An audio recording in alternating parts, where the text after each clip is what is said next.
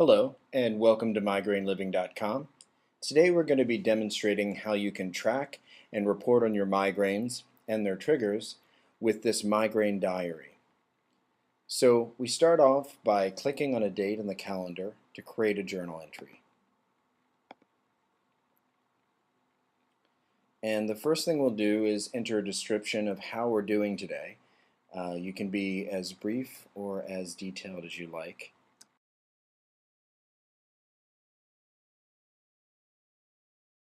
The next thing you'll see here is some details about how we've been sleeping. Now this is useful in finding the impact of sleep patterns and sleep pattern changes on migraines. And this information will be used in the reports we run later. So I'll just go ahead and enter in the time I went to bed last night and roughly how many hours I slept, and if it was a restful night's sleep or not. I woke up in the middle of the night and was up for about an hour, so I'll put no. Next, we have the ability to rate our day on a variety of factors such as stress, mood, and physical tension. And again, information is going to be used later on in generating reports. So I'll just say that my migraine potential was in the middle of the road, and my stress was relatively low, my mood was middle of the road, and let's see, I did have a little bit of head and neck tension. Now the next two sections cover our triggers, our migraine triggers, such as dietary triggers, environmental, and other triggers. And for the first section, our diet triggers, it's a good idea to keep as much detail as possible, focusing especially on any changes to your diet over the past few days if you've had a migraine. The food you eat can stay in your system up to 72 hours, so it's important to remember any potential triggers you might have consumed in that time. Now we can enter in anything that we've eaten, in this case, let's say M&M peanut, and it'll autocomplete based on any entries I may have made in earlier journals. But it's important to include not just the items we've eaten themselves, but any ingredients they may have, in this case peanuts and chocolate, because later when we run our reports we're going to want to make sure that if we had peanut butter, for instance, as well as M&M peanuts on 2 different days, that peanuts shows up as a trigger correlated for both of those migraines. Common triggers are listed in checkboxes underneath here, and common triggers like smoking, stress, and weather changes.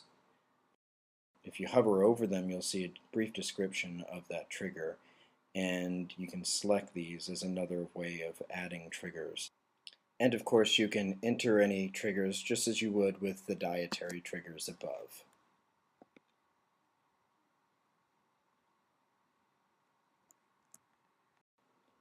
So did you have a migraine today? Chances are you're going to be answering yes to this question if you're filling out your migraine diary. It's easy to keep track of a migraine diary when you're having consistent migraines, but it's important to continue with your journaling even when you're not having migraines. I tend to have migraine cycles of 3 to 4 months, followed by shorter periods without. And without fail, I stop journaling in those periods. Later, when the migraines return, I find myself wondering, what was I doing differently? So keep consistent and try to journal at least once a week, whether you're having migraines or not, and try to capture what's different about your diet, lifestyle, or environment. For the purposes of our demo, I'll say that I had a migraine today, and I'll list when that migraine occurred, how long it lasted,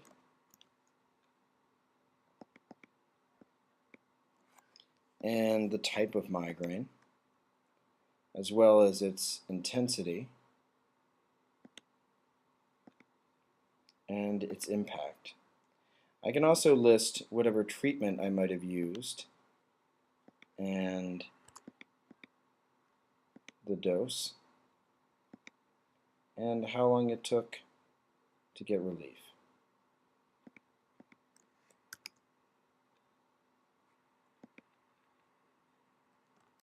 Once we submit our journal, we can see a summary of the information that we provided. And if we click on the journal button at the top, we can see a listing of all the journal entries we made with the migraine entries listed in red. We can also click the calendar button to see a calendar view of our migraines. Hovering over the entries shows the details for that day. We can also go back and look at previous months for migraines and non-migraine days to get a sense of how we're progressing. Now, once we've used the system for about a month or so, we should have enough data to generate some useful graphs and reports. Clicking the Report button at the top of the page, we can see a list of the reports available to us. Let's start with the trigger report. As migraineurs, we always think we know our triggers, but those triggers seem to change over time. Even more, there are so many potential triggers, and their discovery, short of partaking in a full elimination diet, can be difficult when compounded with all the other dietary, environmental, and psychological triggers we're exposed to on a daily basis.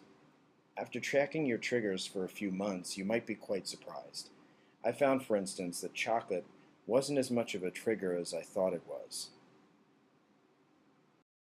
The migraine trigger report should give you a better idea of where to look in terms of changing your diet and environment for more migraine-free living. Next, we'll take a look at the time-based reports. Even if you journal nothing other than the date and time of your migraines, these reports will still be useful.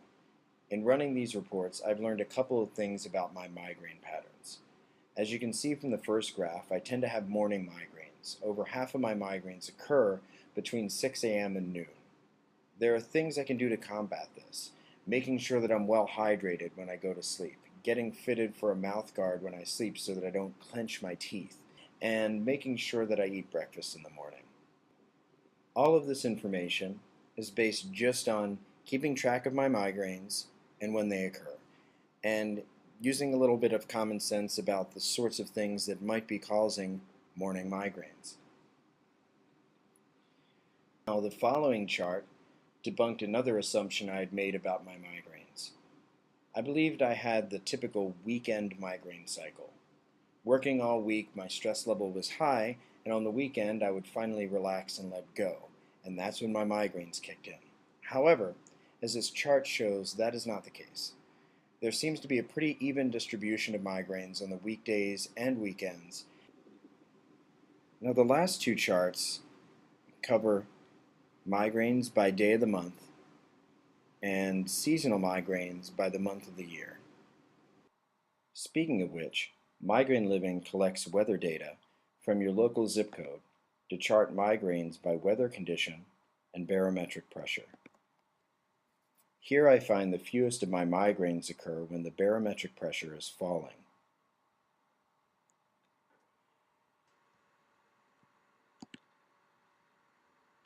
Sleep reports show the correlation between the number of hours you slept in a night and the likelihood of a migraine the following day.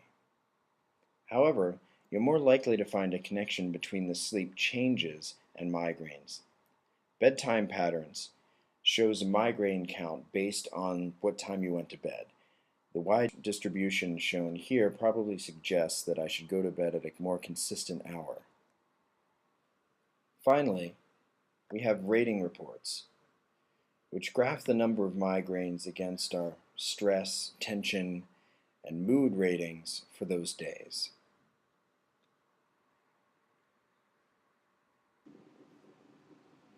Migraine Living also provides its subscribers with the ability to blog about their migraines and a comprehensive list of tips, triggers, and remedies. Thank you for your time, and we hope it improves your quality of living with migraines.